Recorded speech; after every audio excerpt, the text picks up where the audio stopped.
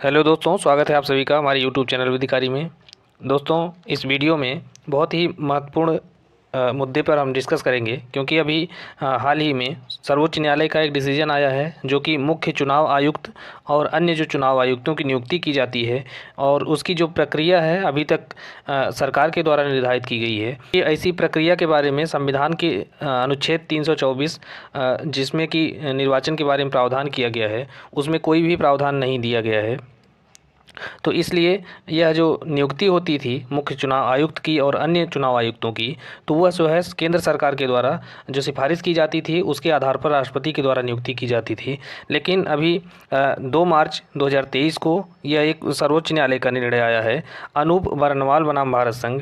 तो इस केस में सर्वोच्च न्यायालय ने मुख्य चुनाव आयुक्तों और अन्य आयुक्तों की नियुक्ति के संबंध में एक बेहद महत्वपूर्ण निर्णय दिया है। तो इस वीडियो में हम उसी निर्णय को डिस्कस करेंगे और देखेंगे कि क्या निर्णय आया है।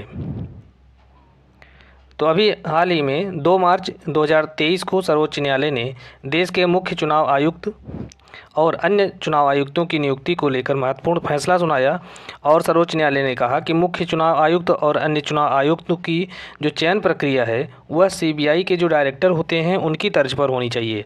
अर्थात जिस प्रकार से सीबीआई के डायरेक्टर की नियुक्ति की जाती है उसी प्रक्रिया को जो है चुनाव आयुक्तों की नियुक्ति के संदर्भ में भी अपनाया जाना चाहिए और न्यायालय के द्वारा एक उच्च स्तरीय समिति की सलाह पर इन अधिकारियों की नियुक्ति की जानी चाहिए। यहाँ न्यायालय नहीं है बल्कि राष्ट्रपति है। राष्ट्रपति की द्वारा जो है एक उच्च स्तरीय समिति की सलाह पर इन अधिकारियों की नियुक्ति की जानी चाहिए। तो वर्तमान में जो इन अधिकारियों की नियुक्ति करने का जो अधिकार है वह केंद्र सरकार के पास है। अर्थात केंद्र सरकार की जो सिफारिश होती है उसी सिफारिश के आधार पर राष्ट्रपति के द्वारा इसकी नियुक्ति की जाती है। तो यह जो निर्णय है यह 5 जजों की एक पीठ है उसके द्वारा दिया गया है, जिसकी अध्यक्षता जो है जस्टिस के.एम. जोसेफ के द्वारा की जा रही थी और यह सर्वसम्मति से यह फैसला दिया गया है। और इसके अनुसार मुख्य चुनाव आयुक्त और अन्य आयुक्तों की नियुक्ति एक समिति अर्थात कोलिजियम की सिफारिश पर ही राष्ट्रपति के द्वारा की जानी चाहिए। और इस समिति में कौन कौन शामिल होंगे, तो यहाँ पर संविधान पीठ ने कहा है कि इस समिति में जो है प्रधानमंत्री होंगे, लोकसभा में विपक्ष के नेता होंगे और भारत के मुख्य न्यायाधीश होंगे।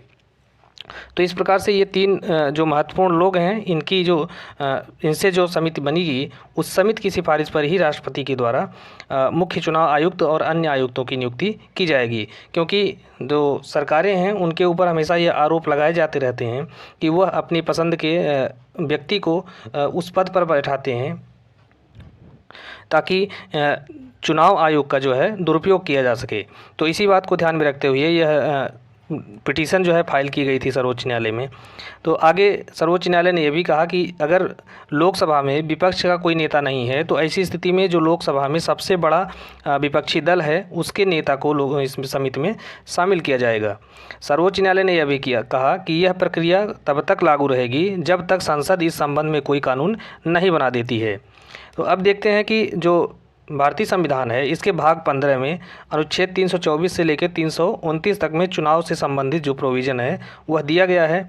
और अनुच्छेद 324 में प्रावधान है कि निर्वाचनों का अधीक्षण और निर्देशन तथा नियंत्रण जो है यह चुनाव आयोग में निहित होगा और चुनाव आयोग की जो गठन होगा वह मुख्य निर्वाचन आयुक्त और उतने अन्य निर्वाचन आयुक्तों से मिलकर बनेगा जितने की राष्ट्रपति नियत करें, तथा मुख्य निर्वाचन आयुक्त और अन्य आयुक्तों की जो नियुक्ति होगी वह संसद के द्वारा बनाई गई विधि के अधीन रहते हुए राष्ट्रपति के द्वारा की जाएगी।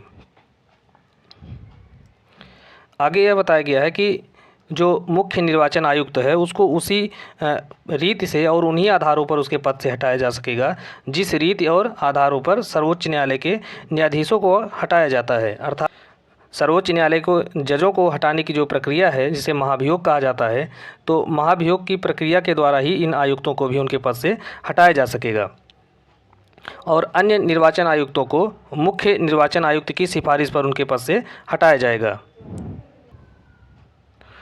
तो दोस्तों, इस प्रकार से यह जो डिसीजन है ये काफ़ी महत्वपूर्ण है और इससे जो है भारत की में जो चुनाव से संबंधित जो प्रक्रिया है उसमें एक पारदर्शिता आएगी और उनकी नियुक्ति के तरीके में भी बदलाव होगा।